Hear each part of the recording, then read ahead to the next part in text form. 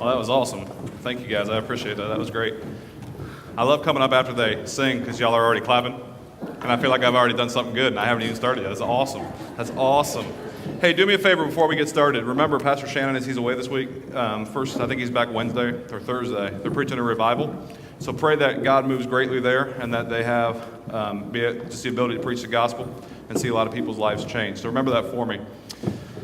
Well, I wanted to start this morning by talking about my favorite season of all time, and that's fall. I love fall. Fall is awesome for two reasons. First of all, because of football. And that's probably my most important reason right there is football, because that's what I like. I just love football. So I love fall for that reason. And I also love fall for all the things that go along with fall. You know, like when you go outside and it starts getting cold. Y'all have experienced that, right? You go outside and, you know, it's in the early morning and it's a little chilly, you know, in 50s or 60s. Y'all get that here, right? No, I didn't think so.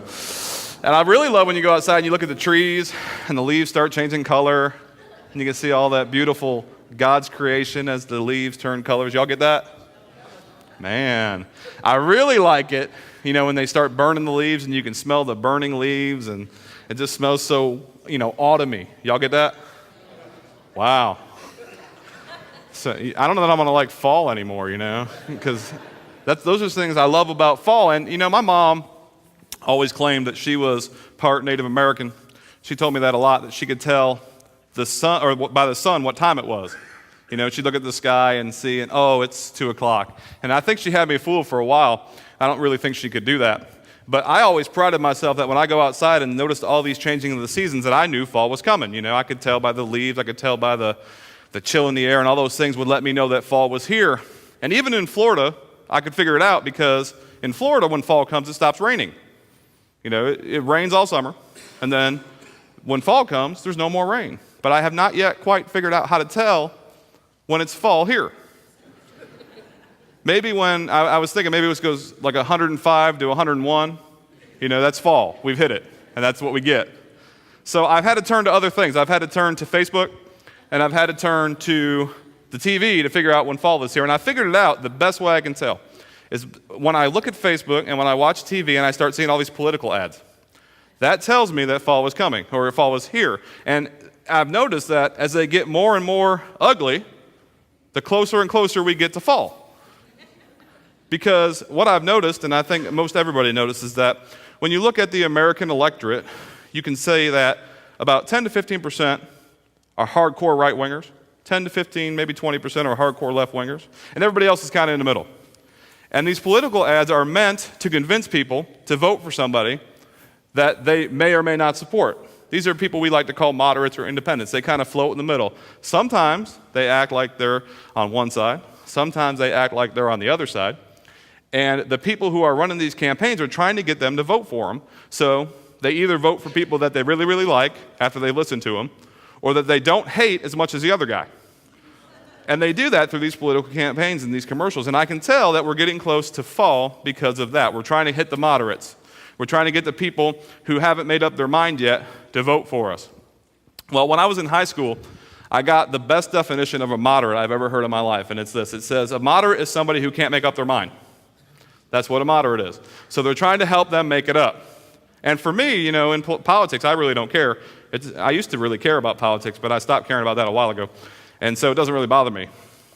But as a pastor, moderates in church bother me a whole lot. They make me angry, to be honest with you. It really irritates me that people can sit and claim to be followers of Jesus Christ. They can claim to be people who have been redeemed and forgiven, but then live like they can't make up their mind. Whether they want to serve Christ or whether they want to hang out and do whatever they want, whether they want to be committed or whether they don't want to be committed. It's just pretty much how they feel every day, you know, whether they're going to make that decision for Christ or not. We're going to look at that this morning in Revelation chapter 3. So y'all can go ahead and turn there. And I told the early service, and I may have told y'all this before, that, you know, my memory is not as good as it used to be. And so I really, really, really, really enjoy one-point sermons because then I only have to remember one thing. And that's good for me, and it's good for you because then you only have to remember one thing too. And this morning, the only thing I want you to remember is a question. I want you to think about this as we're talking through Revelation 3, and I want you to think about it the whole time. And the question is this: Am I going through the motions? That's all I want you to think about. Am I going through the motions? As we talk about this text, let's ask that question to ourselves. Are we going through the motions?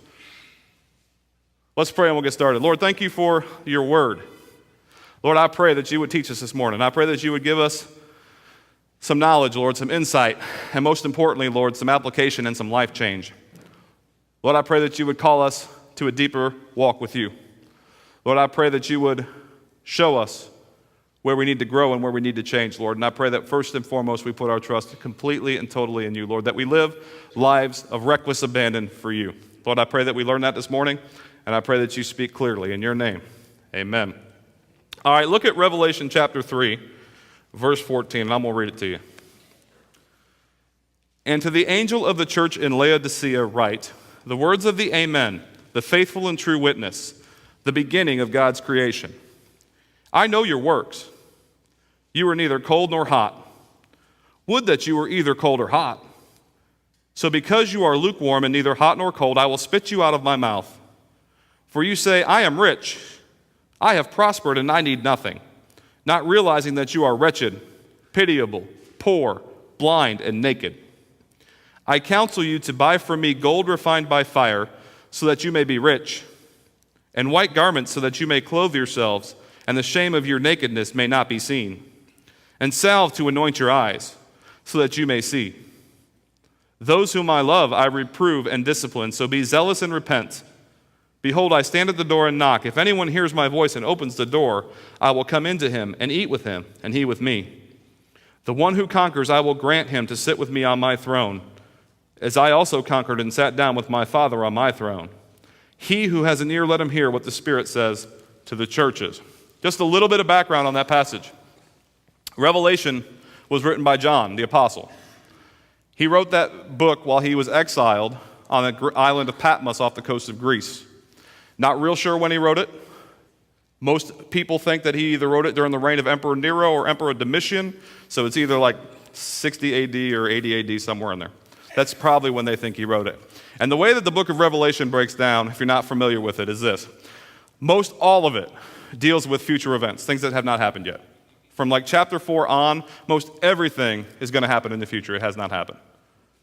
Revelation 1 is pretty much an introduction, but 2 and 3 are written to contemporary churches of the time in Asia. Now, when they say Asia, think Turkey. That's what basically all these churches are in Turkey.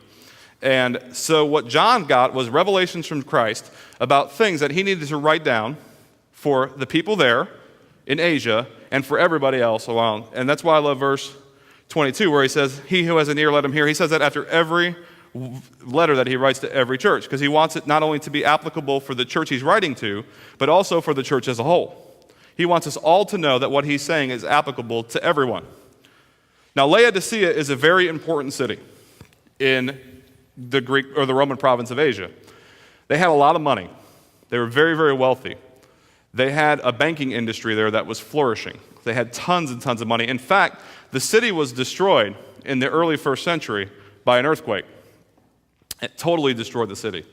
And the Roman Senate said, hey, let's give them some money to help them rebuild. And Laodicea said, no, we're good. We don't need your money. We have enough money to rebuild our city by ourselves. We don't need you to give us anything. And they didn't take any money. And that's kind of like when Hurricane Katrina came and the federal government said, let's give them money to rebuild. That's like New Orleans saying, no, we're good. We don't need your money. We got enough of our own. See, they didn't do that. But Laodicea did, because they had a lot of money. They were very, very well off. They had a lot of money, and they made that money through banking. They also had a product that they sold there that they didn't have elsewhere, and that was black wool. And that wool was a special kind of wool that they made carpets out of, that they made overcoats out of, those kind of garments. And it was black, and it was rare. So they had a lot of money from that. And they also had a lot of money from doing another thing. They had like a medical college there where they would develop some types of medicine. And they had this thing they called Phrygian powder. And it was an eye ointment that they would put in their eyes to treat various diseases. Now, Phrygia is the region of what they called that Laodicea was in. They were in Phrygia. And Phrygia was part of the Roman Empire. Now, depending on when the book was written, Laodicea was so important that they became the capital of that region. It was the capital city. So Laodicea was in a good position. They had a lot going for them. They had a lot of money. They had a lot of prestige. They had a lot of power. And you would think that they were in a great position for the gospel to be pushed through them out to the lots of other people.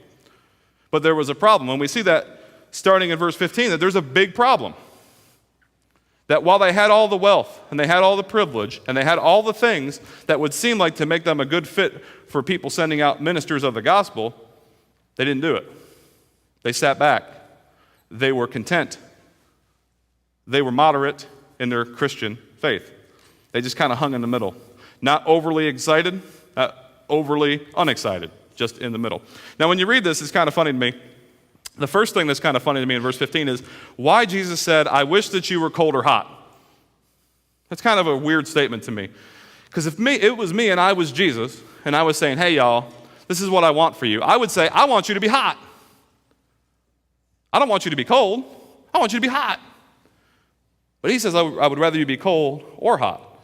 And then I think to myself, man, why wouldn't lukewarm be better than cold? At least I'm not cold, At least I have some kind of understanding of the things of the gospel. At least I'm somewhat in a relationship with you. Why isn't that good? And I think about that, and I was like, man, that just doesn't make any sense to me. But you see, Jesus isn't talking from the perspective of his perspective, because he knows where these people are. He knows their heart. He knows that they're cold or hot. He knows that. He knows if they're lukewarm. But what he's thinking about is their impact. See, a Christian who's on fire for God, you know if they love Jesus. They can't help but it come out of them. They can't help but you hear about Jesus through them. You can't help but see it in their lives. And it doesn't matter if you agree with what they do. It doesn't matter if you like what they do. But you can see Jesus in what they do. And people who are cold, man, you know that too. Have you ever met somebody who absolutely hates God? You know it. Because they're very black and white. They're very plain. But people in the middle who won't make a decision, those are the kind of people that really give Jesus a bad name. Because they say, yes, I love you. I love you, Jesus. But then everything you see about them, you can't really tell if they do or not. They're kind of in the middle. They're never going to take a stand one way. They're not going to take a stand another way. They're kind of doing the hokey pokey themselves, never really standing out for Jesus. And Jesus says, those are the kind of people that are bad. Those are the kind of people that frustrate me. Those are the kind of people that give me a bad name. I don't care if you're with me, I don't care if you're against me, but make a decision. Make a decision. Make sure that what you believe is known. Make sure that you actually care about what you say you care about. Now, there's another problem here that is funny. It's interesting anyway. It says, so because you are lukewarm and neither hot nor cold, I will spit you out of my mouth. The Greek word there is vomit. I'm going to throw you up. That's what he's saying. And I thought about that, and I'm a word picture kind of guy, so I was trying to figure out what's a good picture of that. And for me, it's running, okay? I run. I don't say I like to run, but I run. And so when I run, if I run a long way, I get tired and I get thirsty. I get home and I go into my garage. I don't go to the pile of warm water and grab one and open it and say, oh, that was refreshing. I don't do that because warm water doesn't refresh me. Warm water is not something that's going to refresh my soul after a long run. What I do is I go in the refrigerator and grab a cold water and drink that because that tastes good. And he says, you are lukewarm. He says, you are lukewarm, and that's why I'm throwing you out of my mouth. And that's kind of the picture I get. Man, when I drink lukewarm water after I run or I'm tired or I'm hot, I just want to spit it out. It doesn't taste good.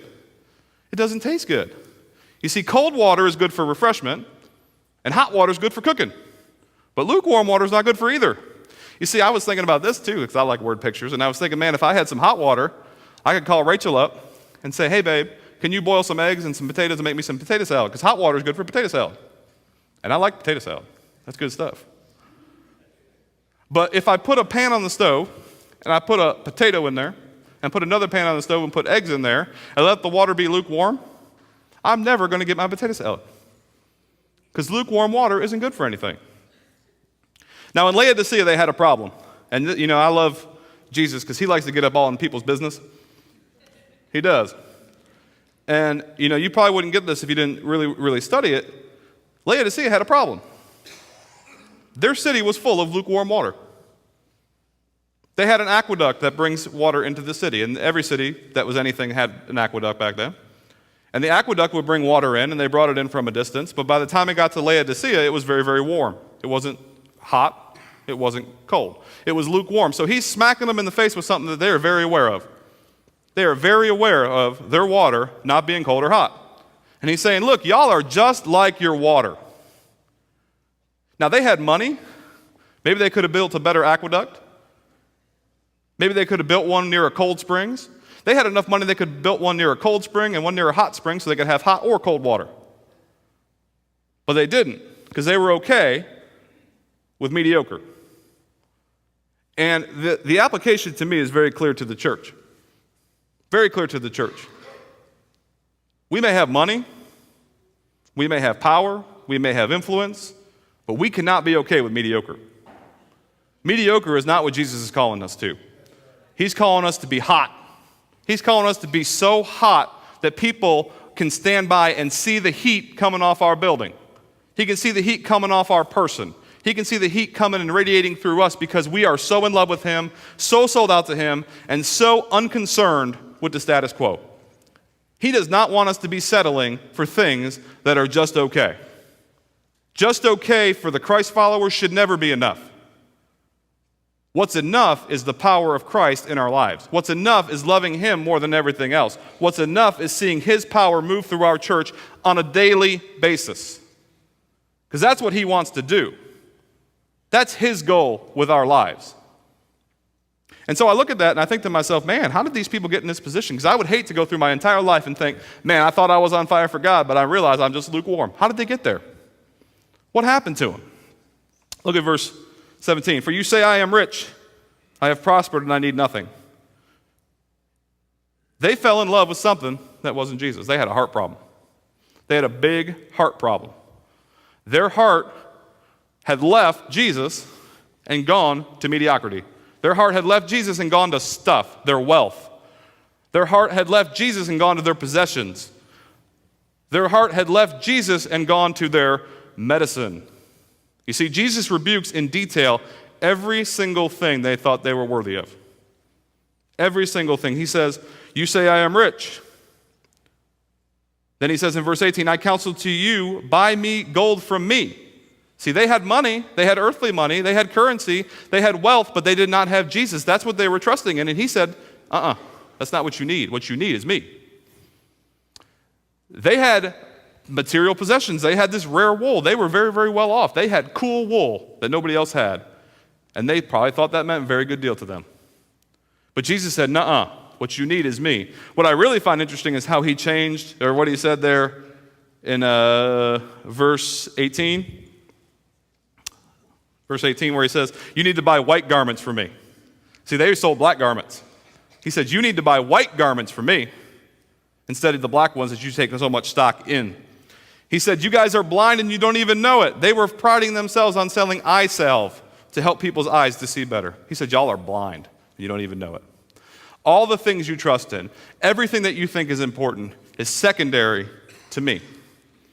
Everything that you love, everything that you have built your whole life feeling really, really good about is secondary to me. And that's how we get to a place where we go through the motions, where we take Jesus and take him out of first place and put everything else up in first place or second place or third place. Maybe Jesus ranks in the top 10 in our lives and we think that's good. Maybe that's okay. Jesus being in the top 10, that's good. At least he's in the top 10. He's not in double digits. I can still get him on a hand or two. Maybe that's okay. That's when we start having our heart problem. That's when our heart turns from somebody who's sold out, who's on fire, who wants to see Jesus high and lifted up more than anything else in this world. That's what we want.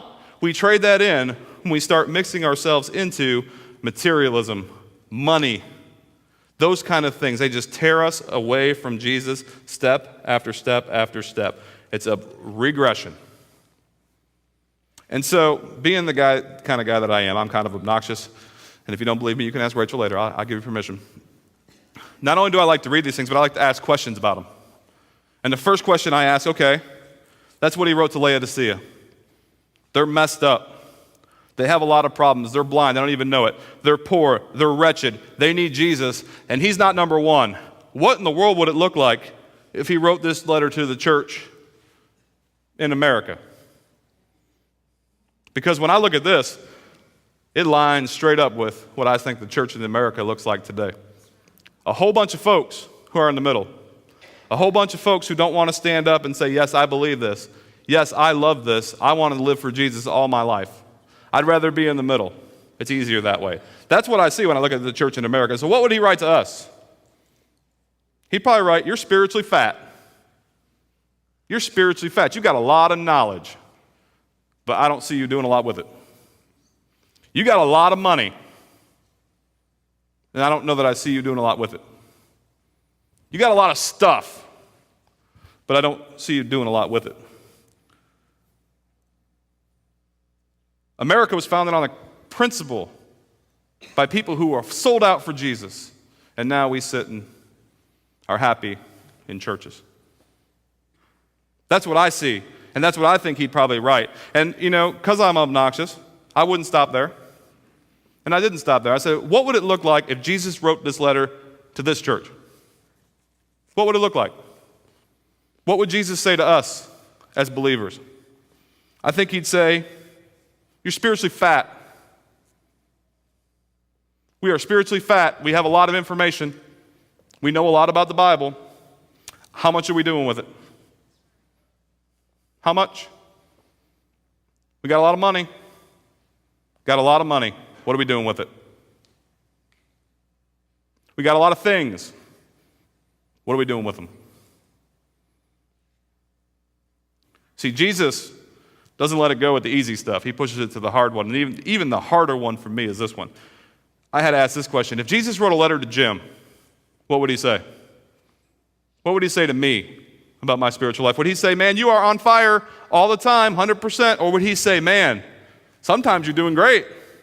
Other times, not so much. Would he say, Jim, you are spiritually fat. You got a lot of knowledge. What are you doing with it? You get a lot of money, comparatively to the world, got a lot of money. What are you doing with it?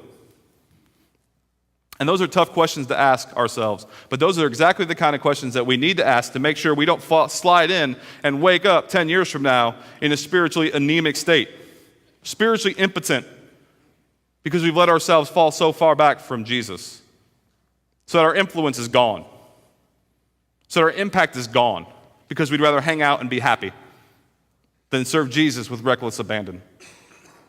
You know what's funny about these letters, and I don't mean funny in a ha-ha kind of way. What's interesting about these letters is this. Jesus says, be careful, or I will come and remove your influence. He uses the imagery of a candlestick. And I don't think we take that with any kind of level of understanding. Because what Jesus is saying is that if you continually stop serving me, individual, person, if you continually stop serving me, if you are continually in the middle, if you are continually not making a stand for me, I'm going to remove your influence because you're hurting my witness. And he says that to me. He says that to all of you. Not only does he say that to us as individuals, he says that to us as a church. Church, if you are continually ignoring what I want you to do, if you are continually being fat and lazy and happy, I'm going to remove your influence because you are misrepresenting my name. You know, America is now the fourth most lost nation in the world. Can you believe that? America. Can you believe that there are people in South Korea who come here as missionaries? It happens. And I have to think and I have to believe that a lot of it is spiritual laziness, spiritual mediocrity. It's okay to be in the middle. It's not okay to be crazy. It's not okay to be on fire for God because, we look like a fool. We might look like a fool. I don't want to do that. And we have taken that and we have internalized it. We have fallen in love with our money, with our power. Man, it's great to have political influence, isn't it, as a church? No, it isn't. I'd much rather you have a spiritual influence than a political one. And we've traded that in so that our church in America is largely impotent. That's where we sit. That's where we sit, just like the Laodiceans. We sit in the exact same place. And now we have to ask ourselves, what do we do? What do we do? You see, what I love about verse 17 and 18 is where he says, you are blind and you do not know it. He has revealed himself to us so that we can know it, so we don't have to stay blind. He said he would give them salve to anoint their eyes so they could see where they actually work, because you can't get right with God until you know where you are. Because you can go 10 years and think you're doing okay when you're not. You can go 40 years and think you're doing okay when you're not. But when he removes it from your eyes and says, this is where you actually are, there is opportunity for good news. And the good news starts in verse 19. This is great news for everybody. Great news. Those whom I love, I reprove and discipline. Those whom I love, not those who I hate, not those who I detest, not those who I don't like, those whom I love. See, Jesus wants to rebuke us because he loves us. He wants us to stand up and be on fire for him because he loves us. Not because he doesn't like us, because he loves us. That's great news.